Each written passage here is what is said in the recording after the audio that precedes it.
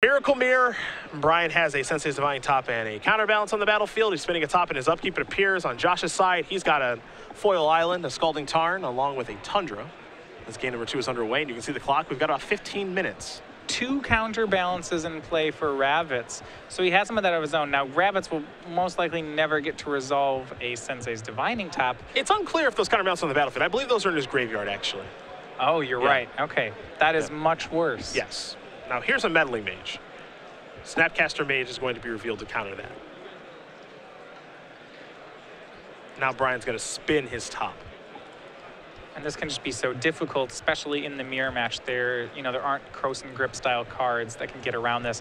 What he has to hope for is that Brian really bricks on his lock at some point. Well, Brian is in pretty good shape right now. He's going to spin the top yet again after playing a second one.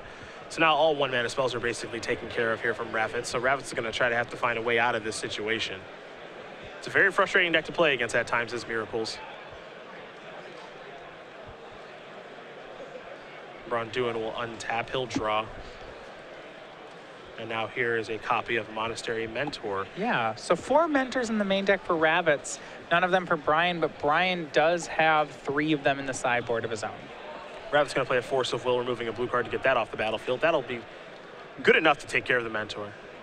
A lot of players moving towards Monastery Mentor as a win condition in this deck. And Shrink the Angels is still a thing, that's for sure.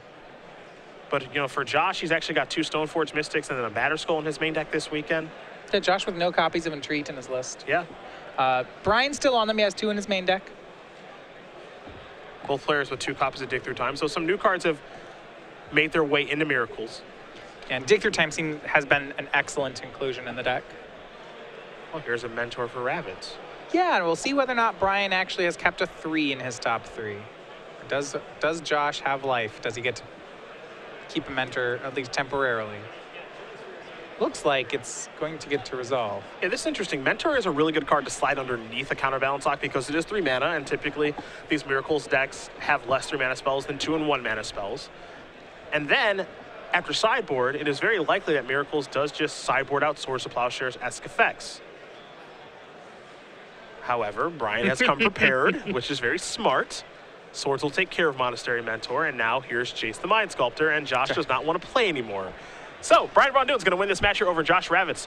2-0. The Miracles mirror goes to BBD. Time not playing a factor in things. And now BBD moves on to 3-0. Yeah.